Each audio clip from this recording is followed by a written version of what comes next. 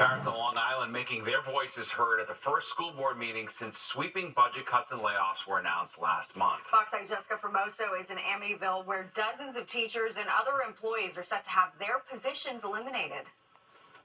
Parents and students of Amityville attended the Board of Education budget meeting Wednesday night. How do you show up to a meeting when you know the elephant in the room is going to be that question and you don't have an answer for it? Answers to why the Amityville School District is facing a $3.6 million budget deficit. You can't miss $3.6 million and just say she was here and that's not her job.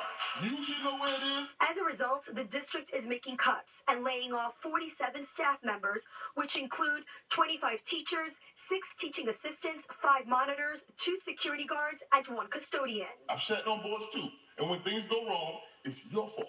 There's a lot of questions among parents. I have huge concerns for both of my children, on multiple levels as far as being in school and after school activities and things like that being cut and them not being able to get, access to all of that is just, it's disgusting. Left with concerns as to who will teach their kids when there's already a shortage of teachers.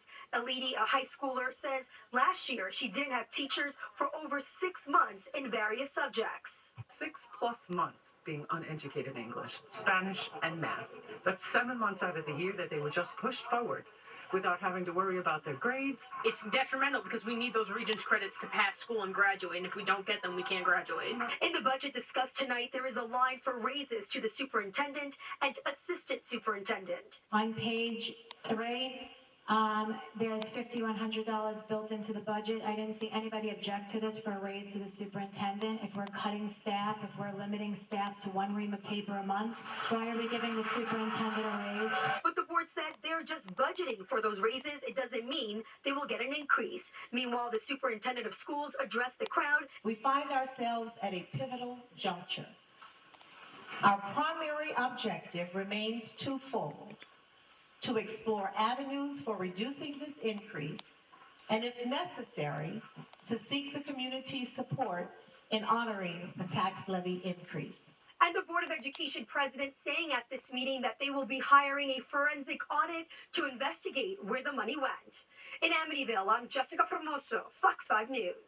A Putnam County School District's budget issues so severe, school officials are considering eliminating kindergarten classes, sports, even school nurses. The Carmel Central School District is in a fiscal crisis, according to some school board of ed members who claim that the district has been living beyond its means for so long they need to figure out how to cut $6 million in costs over the next month.